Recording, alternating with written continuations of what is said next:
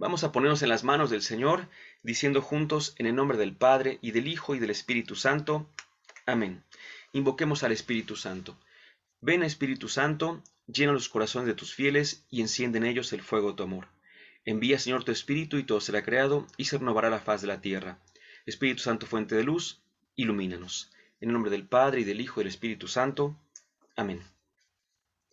Bienvenidos nuevamente a nuestro curso de Biblia, particularmente lo hemos llamado ¿Qué dice la Biblia sobre? Y hemos puesto allí algunos temas que nos parecen interesantes de tratar y que queremos iluminar justamente a través de la Sagrada Escritura. No podemos tampoco dejar de decir que además de la Sagrada Escritura, pues evidentemente también compartimos parte de nuestra fe. Entonces, pues aunque nos basamos en la Biblia directamente, también tenemos que ver un poco la interpretación de esta Biblia, por lo cual necesitamos pues recurrir a nuestra fe. Sabemos que uno de los criterios fundamentales para poder interpretar la Sagrada Escritura es ese, la analogía de la fe, que dice el Catecismo de la Iglesia Católica, recordando la tradición misma de la Iglesia, que implica que una correcta interpretación nunca va a ir en contra de una verdad de fe, sino que la correcta interpretación de la Sagrada Escritura va a ser todo un edificio de verdades de fe que se va a sostener por sí mismo. Nosotros no hacemos ese edificio, sino que llegamos a habitarlo. Pues bien, les agradezco mucho su presencia. Les comparto que el día de hoy hablaremos de Biblia y extraterrestres. La ocasión anterior tratamos acerca de la Biblia y bueno, hablamos de la reencarnación propiamente como tema, vaya, no fue como que un dato, ¿no? El día de hoy es un dato propiamente. En el otro fue más bien como que una verdad, una idea, un concepto que pueden o no tener. Pero aquí vamos a hablar de un dato muy concreto y la pregunta es esa, si en la Biblia se habla de extraterrestres. Pero hay que hacer una primera, pues, aclaración, por supuesto, ¿no? Cuando decimos extraterrestres, nos referimos en ese sentido concreto de aquellos seres que hemos englobado con estos nombres de extraterrestres, alienígenas, o sus naves, o como ovnis, ¿verdad? Y todo este conjunto de creencias de algunos bueno, así les hemos llamado nosotros, ¿no? Sabemos que la palabra extraterrestre significa aquello que está fuera de la Tierra o que no pertenece propiamente a lo terrestre. Y por eso en ese sentido, pues podríamos hablar de muchas más cosas, pero en este caso concreto, pues vamos a referir a lo que recién hemos comentado. ¿Qué tenemos que decir con respecto a los extraterrestres en primer lugar? Vamos por partes. Hace poco más de 70 años, un martes 24 de junio de 1947, empezó lo que se llamaría después esta época de encuentros extraterrestres. En la pantalla se puede observar dos imágenes. La primera de ellas, la que está a la izquierda, tiene que ver con un periódico y una nota que publicó 2 días después del martes 24 de junio del 47, es del jueves 26 de junio, y en ella se hace alusión a una nota de que una persona, ¿verdad?, un piloto hablaba de ciertos platillos voladores. Veremos después que de hecho la afirmación platillos voladores no era lo que quería decir el piloto en primer lugar, pero pues así es como se quedó para la posteridad y quizá hasta actualmente, por supuesto, ¿no? A la derecha vemos justamente al piloto mencionado, ya 20 años después más o menos de este acontecimiento. Por eso es que tiene esa imagen en la mano, no crean que es del mismo día, no, sino ya unos 20 años después es la imagen de Kenneth Arnold. ¿Quién era este Kenneth? Bueno, pues era un piloto, era un empresario, era un piloto que estaba realizando un viaje allá en Estados Unidos, en Washington más o menos, en esa zona aproximadamente, y tenía pues su itinerario, ¿no? Pero resulta que yendo de camino escuchó por la radio que avisaban de una cierta recompensa por una nave humana, claro, que se había estrellado, si no me equivoco, una nave militar se había estrellado allá por el monte Rainier, más o menos, o Reiner, como queramos decirle, ¿verdad? Y entonces dijo, bueno, pues hay una pequeña, ¿cómo se llama? Recompensa, pues vamos a buscar. Y en esta búsqueda andaba cuando de repente vio un conjunto de lo que después ya para todos llamaríamos ovnis, es decir, unas naves voladoras que pues evidentemente primero pues no pudo identificar, pero por otra parte decía pues son muy diferentes a las nuestras, tienen ciertos movimientos que las nuestras no pueden hacer, no podrían hacer de ninguna manera, y vio que se movían, aquí viene el asunto, como cuando se avienta un platillo, ¿verdad? En el agua. Pero decía, pero pues como platillo era, no era del agua, era del aire. Entonces, pues ya se dejó por ahí platillo volador. Pero no se refería a la figura, por así decirlo, ni nada por el estilo. Esto ya nos da una idea, porque cuando decimos platillos, generalmente, durante muchos años, por supuesto, se decía, es que yo tuve un encuentro con un ovni. ¿Y cómo era? Era con forma de platillo. Ah, bueno, es que ya había permeado la idea de que esa era la figura, ¿verdad? De estas naves extraterrestres. Pues bien, él decía justamente eso y a partir de este año, a partir de esta época, empieza justamente la modernidad en el punto ovni. Desde los años 40 hasta el día de hoy, 40 del siglo pasado, por supuesto, hasta el día de hoy ha ido creciendo y creciendo cada vez más la idea de la existencia de vida inteligente en otros planetas que constantemente están visitándonos. Hay lugares que, en México, por ejemplo, que creen que están protegidos por extraterrestres.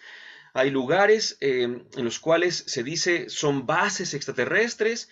Quizá alguno de ustedes haya escuchado de las que me acuerdo un poquito cercanas, de Jalapa, Veracruz, por supuesto, la laguna de Alchichica. Ya ven que se dice por ahí que la que está yendo para Puebla y toda esta zona, se dice pues que no se le ha encontrado el fondo, que es como un brazo de mar, y entonces pues que allí se han visto esas luces que de repente se sumergen y no vuelven a salir, o que tiempo después ven otras luces, pero ya mucho tiempo después, que emergen y que se van volando, ¿verdad? Estas luces. Entonces hay lugares que tienen como que esa fama de que son, repito, protegidos o que son como tipo bases de extraterrestres. Hay infinidad de historias, de encuentros con seres que pues no son humanos, sino humanoides. Escuchen esa palabra también porque ya es importante. Y que todo esto pues ha hecho que anualmente haya congresos internacionales o nacionales en distintos países y que hay lugares, vaya, que son importantísimos. El famosísimo caso de Roswell en Texas también, pues tiene un ¿cómo llamarle?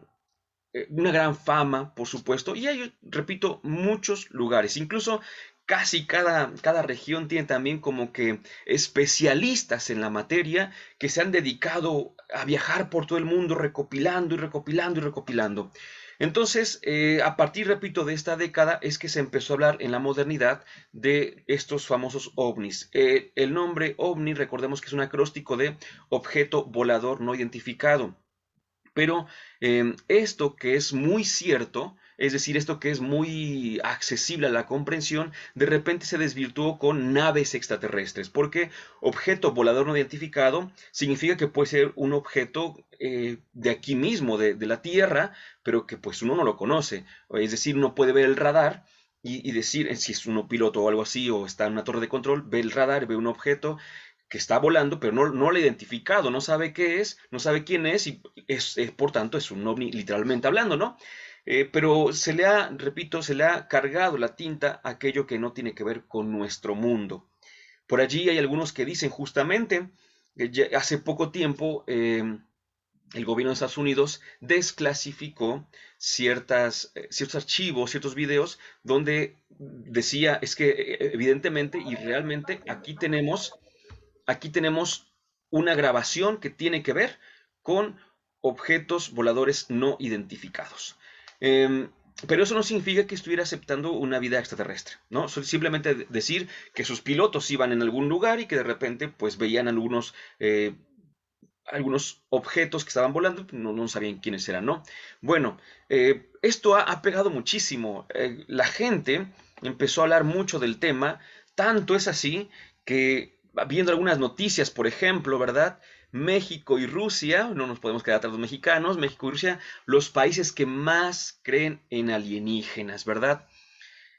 En un promedio de 24 países, el 61% de la población cree que hay vida inteligente en el universo, además de los humanos. Leo por acá la continuación. Recuerden, el promedio es 61% de 24 países. Bueno, pues millones de personas en el mundo se preparan para el próximo estreno de Los Últimos Jedi, la más reciente entrega de Star Wars. La agencia consultora, bueno, la voy a pronunciar como está escrita, Glocalities, demuestra a través de una encuesta por qué a la gente le fascina esta y otras películas espaciales y de ciencia ficción. Preguntó a más de 26,000 personas de 24 países si creen en la vida extraterrestre. El 61% respondió que sí, 17% que no y el 22% que no sabe. Rusia y México se colocaron entre los países más creyentes, ¿verdad? El 68% para Rusia y el 61% para México son los que dicen que no estamos solos en el universo. Y evidentemente, ¿no? Si vemos las películas más taquilleras de la historia, vean cuáles son.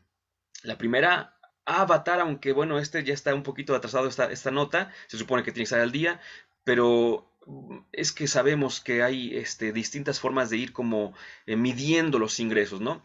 Pero tenemos Avatar, tenemos Avengers Endgame, ambas tienen que ver con realidades extraterrestres, ¿sí? Son seres extraterrestres, la primera y la segunda.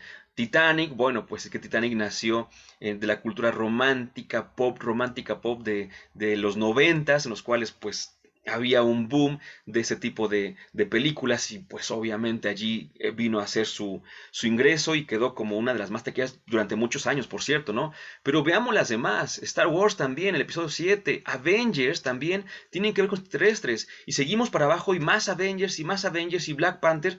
Entonces hay muchísimas películas de estas 12, la mitad o más tienen que ver con vida extraterrestre.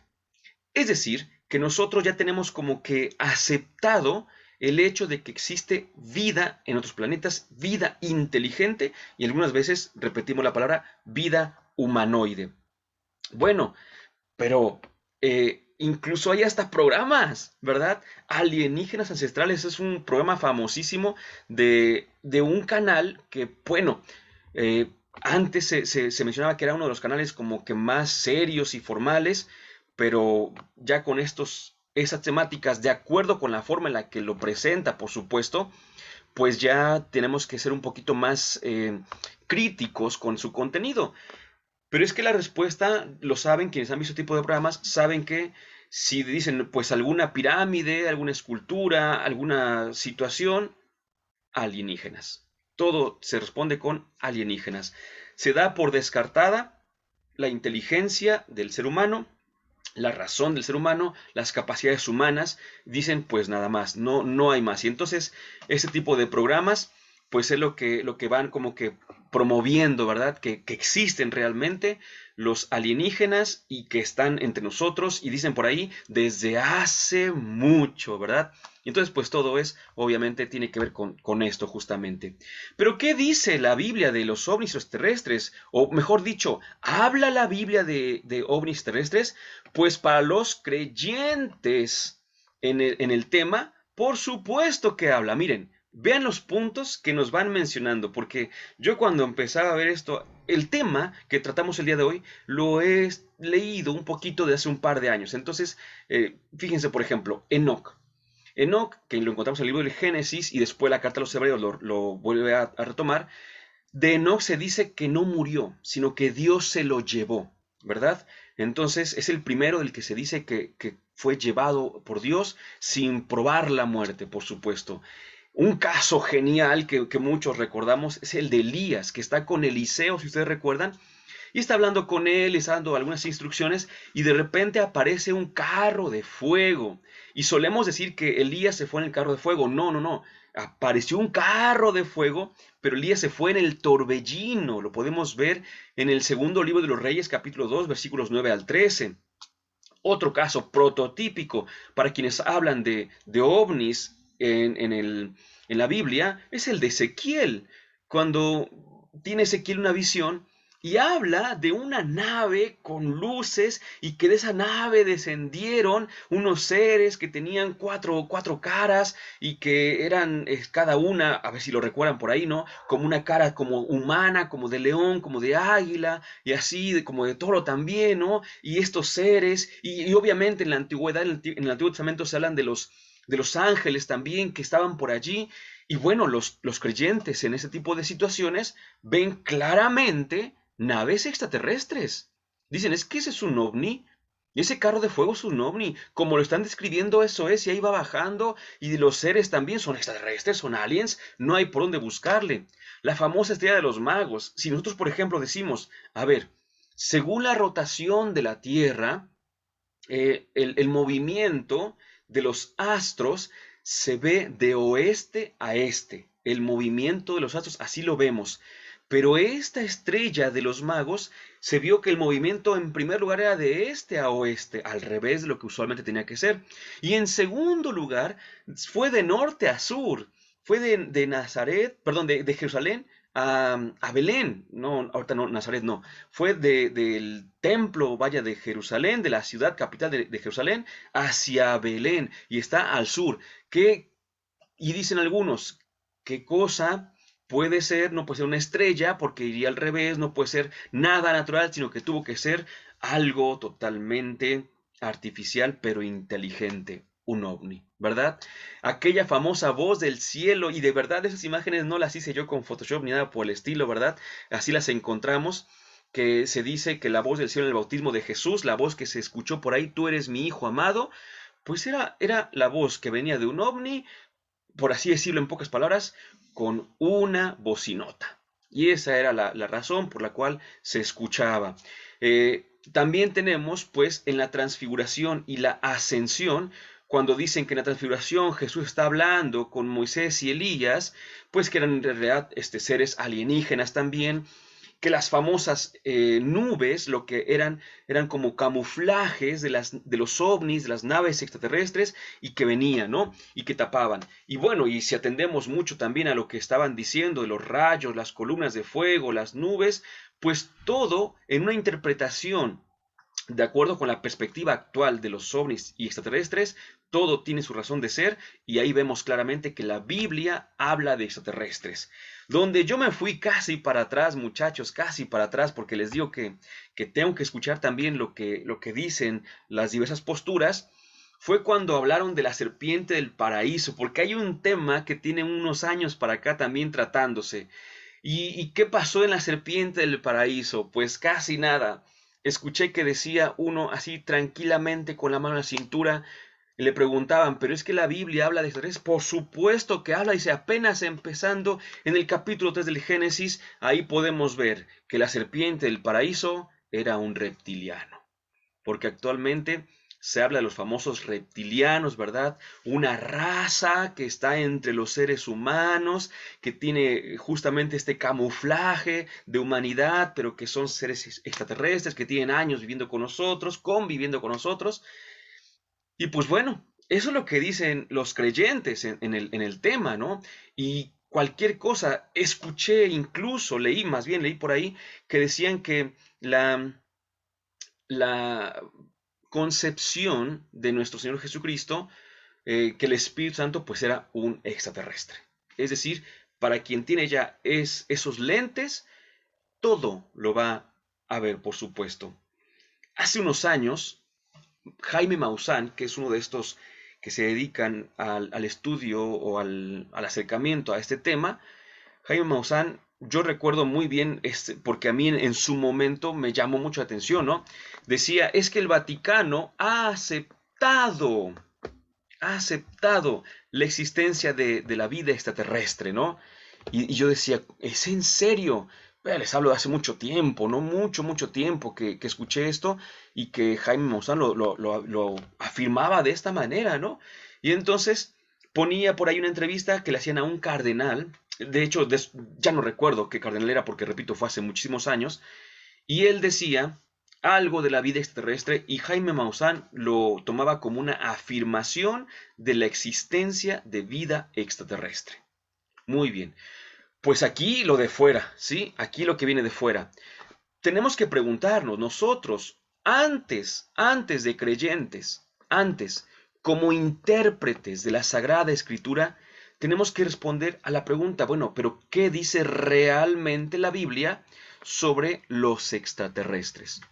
Antes de responder desde nuestra fe, tenemos que responder desde la Sagrada Escritura. ¿Qué dice realmente la Biblia?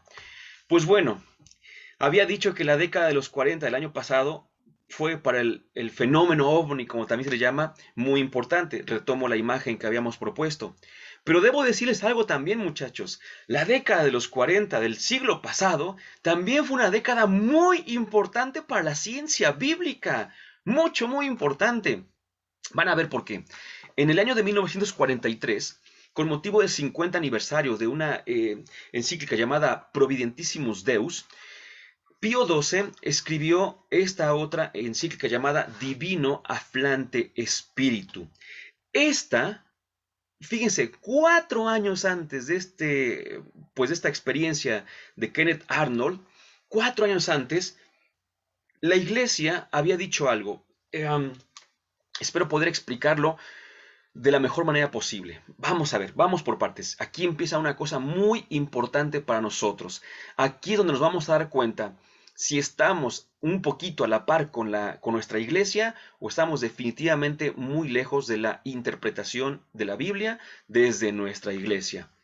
Resulta que 50 años antes, en la Providentissimus Deus, insisto, se había hablado un poquito de la famosa inerrancia bíblica. ¿Qué es esto de la inerrancia bíblica? En pocas palabras, que la Biblia no tiene errores, ¿sí?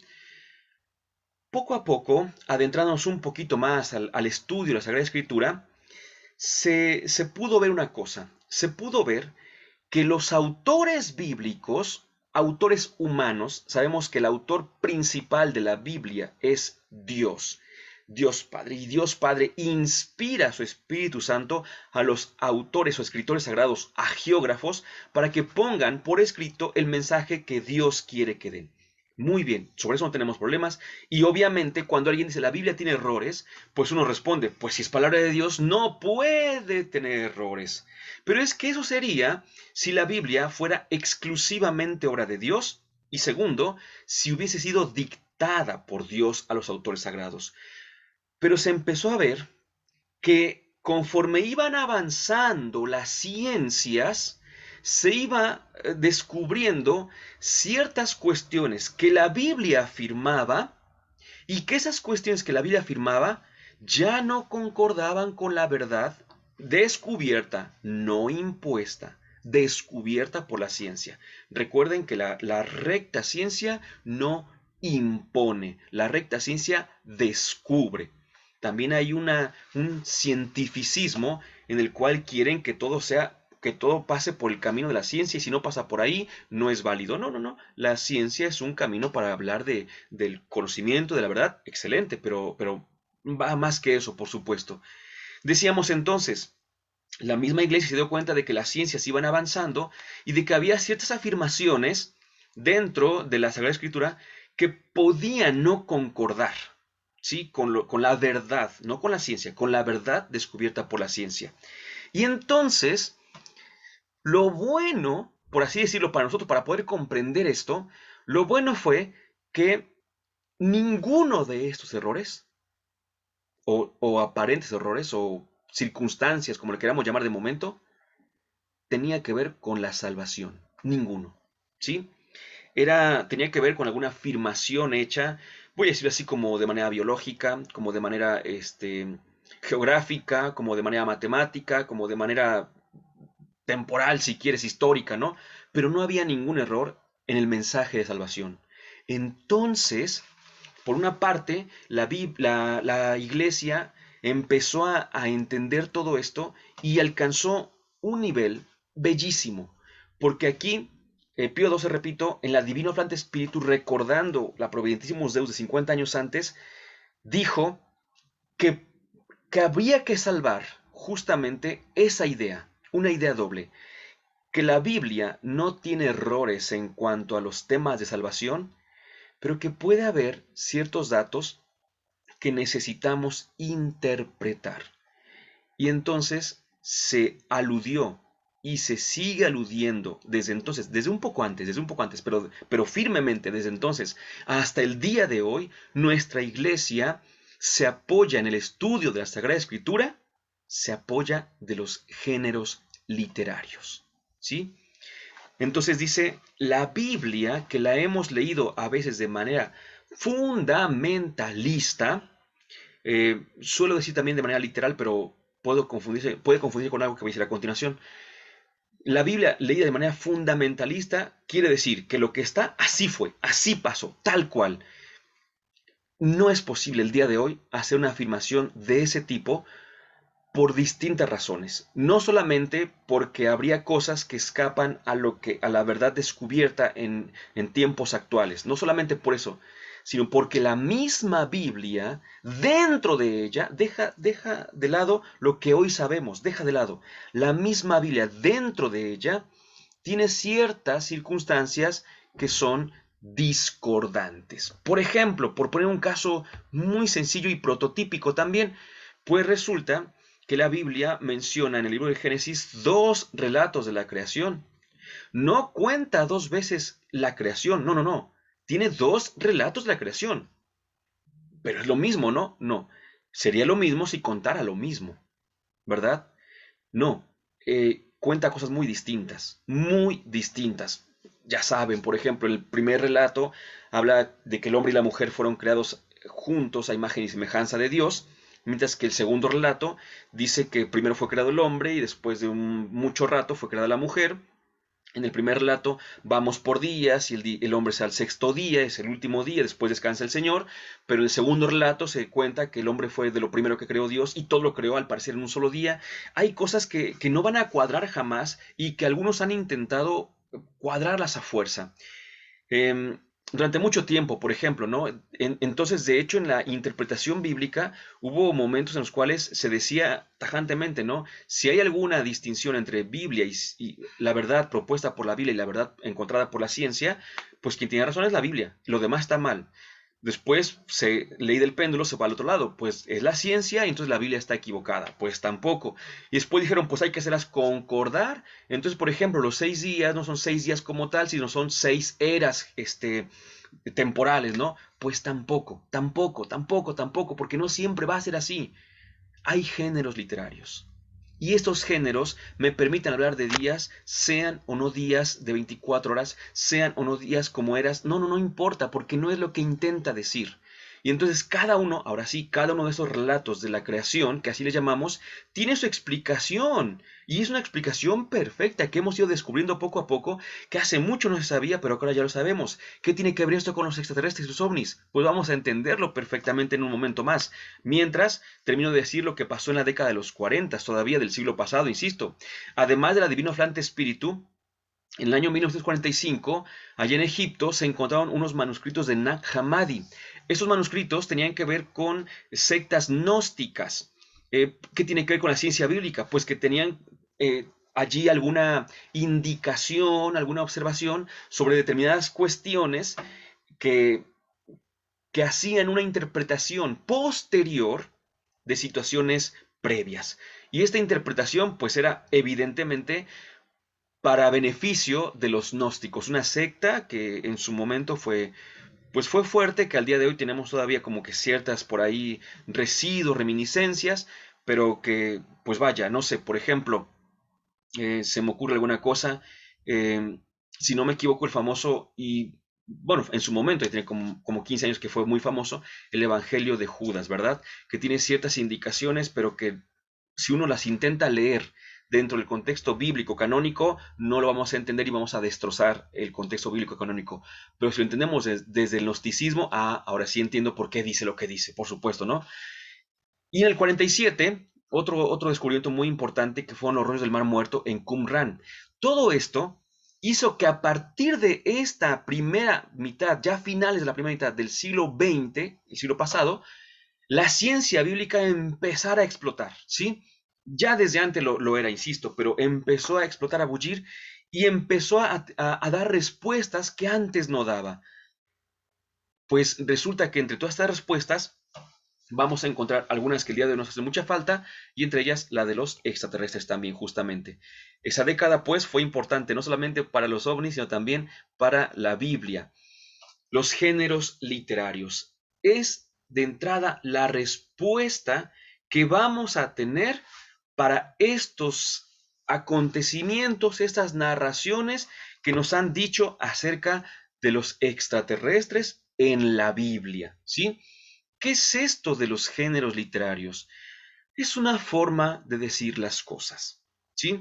Nosotros, por ejemplo, cuando estudiábamos quizá, me acuerdo, ¿no? Del español de la secundaria, hace ya varios ayeres, el español en la educación media, pues ahí se nos hablaba que había narraciones, cuentos, fábulas, leyendas, sagas, poesías, y había un sinfín de géneros literarios y que entonces nosotros no podíamos leer de la misma manera un texto que otro.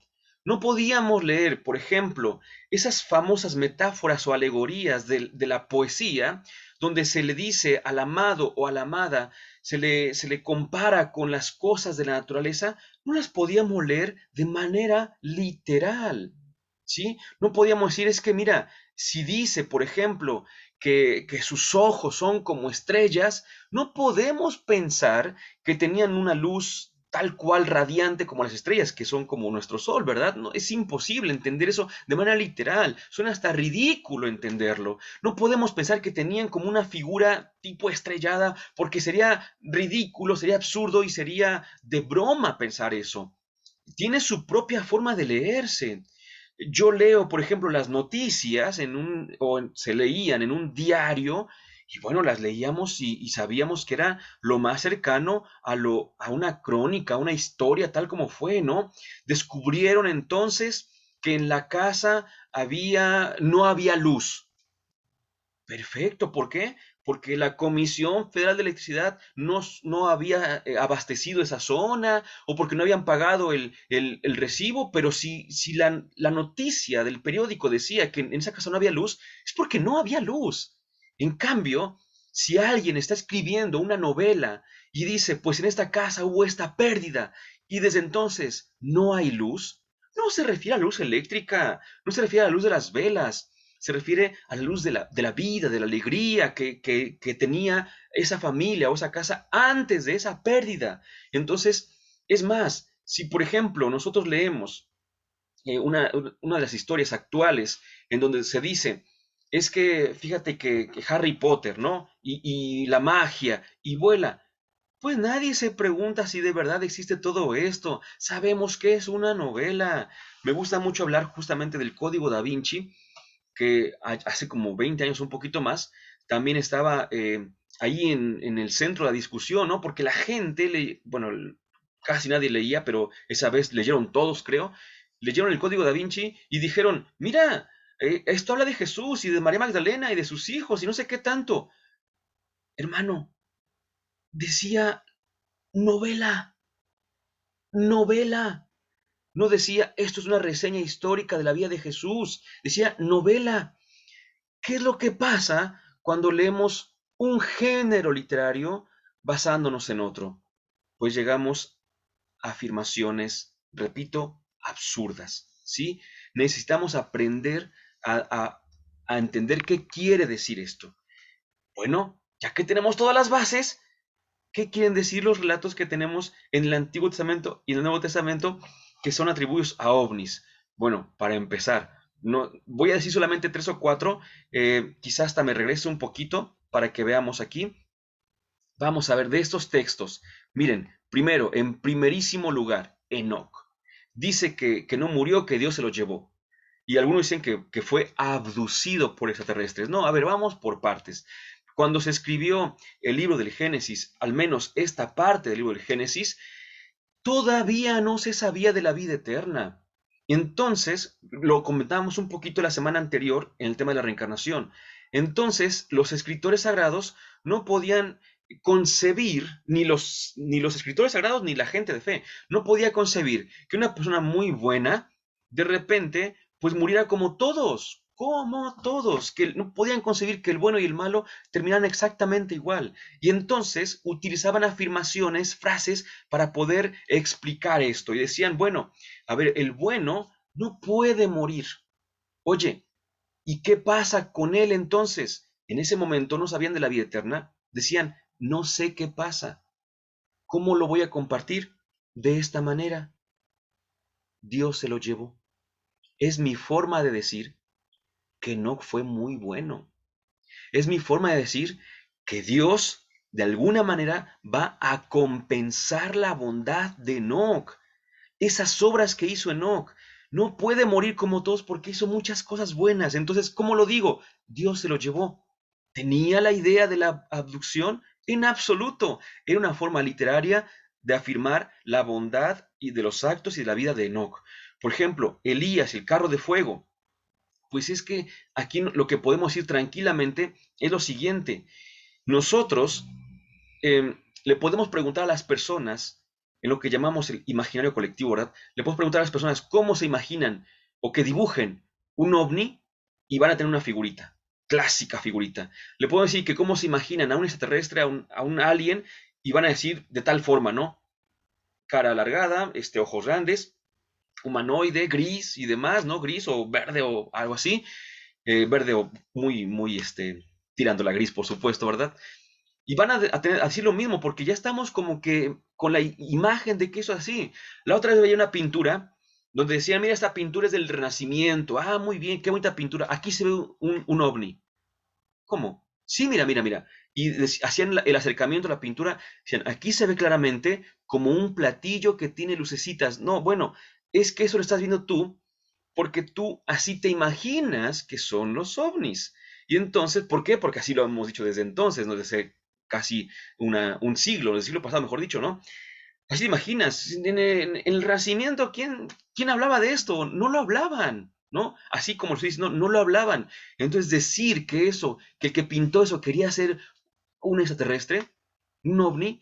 Oh, hay en ciertas esculturas o grabados de algunas religiones o de algunas culturas, incluso de las hispanoamericanas, perdón, de las prehispánicas, se ve por ahí algún grabado, detalle en algún lugar y de repente se ve una persona que está como en posición fetal, como agarrando algo y como sentado, por así decirlo, ¿no? Es que eso es decían, es un astronauta. ¿Por qué? Pues míralo, y ponían junto la imagen de un astronauta actual. Yo digo, bueno, si nos vamos 100 años adelante, si nos vamos 100 años adelante, seguramente los astronautas ya no van a usar esos trajes, no van a usar esa forma de viajar. Si seguimos vivos, por supuesto, ya va a haber otros adelantos que hará que los viajes espaciales sean diferentes. Y entonces tu imagen, el día de hoy, para poder interpretar que ese grabado es un astronauta, es lo que conoces el día de hoy. Pero no significa que es lo que se conociera en aquellos entonces. Es decir, aquellos no sabían de astronautas, no sabían de palancas, porque eso lo conoces tú el día de hoy y como lo tienes en tu mente, ya es una forma en la cual interpretas la realidad. El carro de fuego es una alegoría muy bonita del poder de Dios, porque el carro era en ese momento lo más poderoso que conocían los judíos, los carros, y el fuego siempre fue un símbolo de la presencia de Dios. El caso más claro, pues es el de la zarza de Moisés, donde Dios le habla a Moisés a través de una zarza que está ardiendo, ¿verdad? Pero no significa para nada que fuera un ovni que tenía como que fuego, que tenía como que le salía humito y demás. Para nada. Es que era la manera en la cual ellos hablaban, se referían a Dios. Este famoso carro de fuego que pasa y que llama, por así decirlo, a Elías, tiene la misma connotación de Enoc. Elías fue una persona muy buena que obedeció a Dios. Y como le obedeció y como se enfrentó a los profetas de Baal y como hizo varias cosas que a Dios le agradaban, por así decirlo, la forma mía de decir que Elías está con Dios, es decir, pues un carro de fuego, que son símbolos que mis coetáneos, mis contemporáneos entienden, pues los demás dicen, ah, Dios, Dios, es decir, la presencia de Dios, exactamente. Pero eso lo entendemos nosotros. Pío XII, en la Divino Flante Espíritu, es lo que decía. Si queremos entender esto, dice, tenemos que estudiar lo que ellos pensaban, no lo que yo pienso el día de hoy. Hoy tengo imágenes de ovnis, hoy tengo ideas de extraterrestres y quiero aplicarlas a textos antiguos. Imposible, imposible. Porque ellos tenían sus propias imágenes de todo lo que acontecía en el mundo. La historia de los magos, vaya, por Dios santo, es increíble cómo se puede trastocar una interpretación bíblica con extraterrestres olvidando la teología. Mateo nos regaló una teología en su evangelio y en esta teología lo que él quería decir era lo siguiente: Jesús es así me gusta decirlo, Jesús es el super judío, el más judío, el mejor, el representante de todo este pueblo. Y por eso, si, si David, el rey David, era algo para los judíos, pues Jesús era más que David. Ahorita voy a poner un par de ejemplos. Si Salomón era algo importante para los judíos, pues Jesús era más que Salomón. O por lo menos hacía alusión a él. Pongo casos rápidos para que veamos la necesidad de aprender a interpretar todo esto. E incluso, no lo mencioné, y es el primero con el que voy a empezar, Moisés. Si yo les dijera, pues hubo una vez una persona, un gobernante, que mandó matar a muchos niños porque quería matar a uno, pero no lo encontraba y mandó matar a todos los niños para no perder su gobierno. Pues igual y ustedes y yo diríamos, pues Herodes y los niños y los santos inocentes. Pero eso le dice a un judío y dirá, Moisés. Porque esa es la historia de Moisés, ¿verdad? ¿Qué es lo que hizo Mateo? Trae esta historia de Moisés, la aplica a Jesús de manera teológica y entonces Jesús es el nuevo Moisés. ¿Y cómo lo sabemos? No te preocupes, porque si tú recuerdas, antiguamente, bueno, los judíos me parece que lo siguen haciendo, se le atribuía a Moisés 5 libros. Génesis, Éxodo, Levítico, Números y Deuteronomio. A Moisés se le atribuyen 5 libros. Adivina qué es lo que hace Mateo con Jesús. Le pone 5 discursos. Porque Jesús es el nuevo Moisés para Mateo, es el nuevo Moisés. Después es el nuevo Salomón. ¿Por qué? Porque a Salomón, la reina de Saba, o de Saba, como quieran llamarle de momento, viene y le da regalos, ¿sí?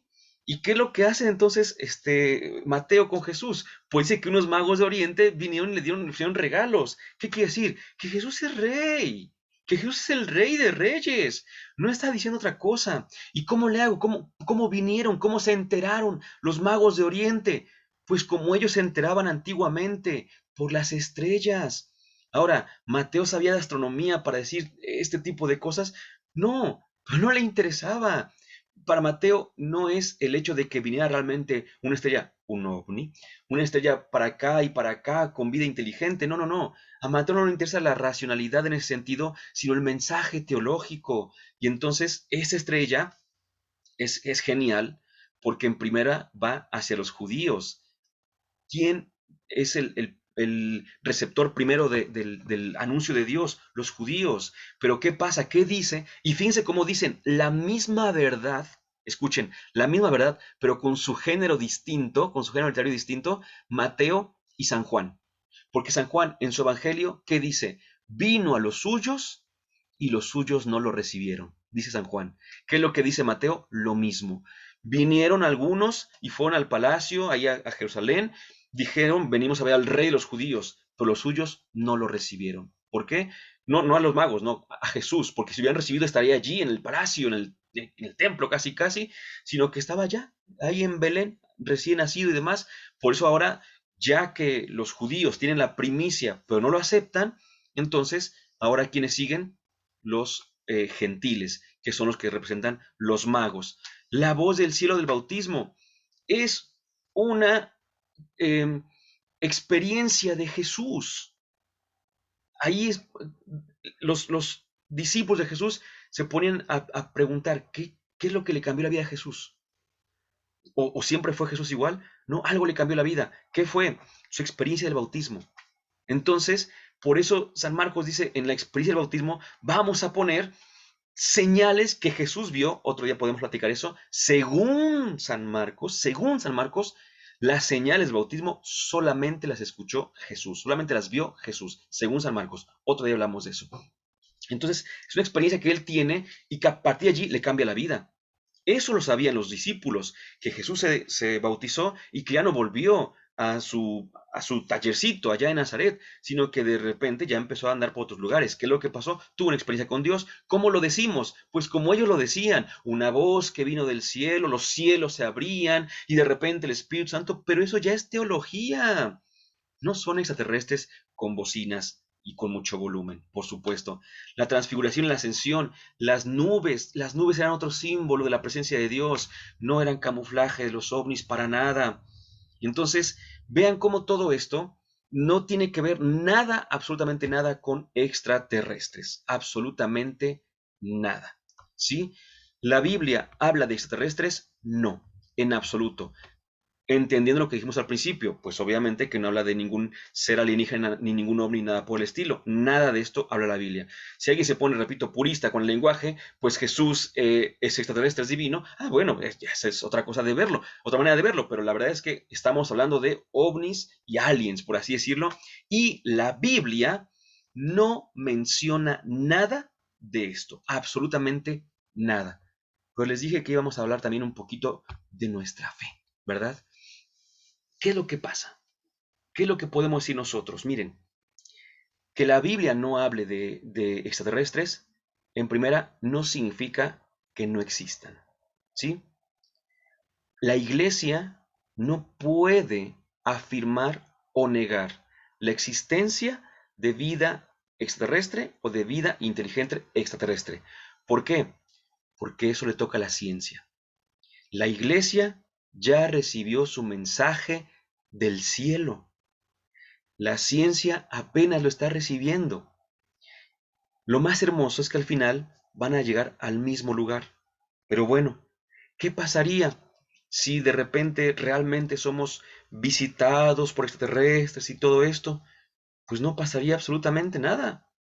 No contradice para nada la revelación. Si bien es cierto que la revelación escrita en la Biblia no habla de extraterrestres ni nada por el estilo, también es cierto que la vida inteligente extraterrestre no contradice la revelación, no contradice la fe. Así que no tengamos temor en mirar al cielo. Pero recordemos lo siguiente, la ciencia, la auténtica ciencia, al mirar el cielo, hace justamente eso, ciencia, la cosmología, el estudio tan impresionante, los observatorios. Hay observatorios muy importantes a cargo de creyentes, por cierto, ¿eh? Entonces los observatorios, esta búsqueda o este conocimiento de aquello que nos rodea, vaya, el científico se puede embelezar con toda esta información, con todo esto. Es maravilloso. Pero recuerden que el creyente, al mirar el cielo, dice lo que decía el salmista en Salmo número 8. Al mirar el cielo, obra de tus manos, me pregunto, ¿quién soy yo para que cuides tanto de mí? Dulce Madre, no te alejes, tu vista de nosotros no apartes. Ven con nosotros a todas partes y nunca solo nos dejes. Ya que nos proteges tanto como verdadera Madre, haz que nos bendiga el Padre, el Hijo y el Espíritu Santo. Amén.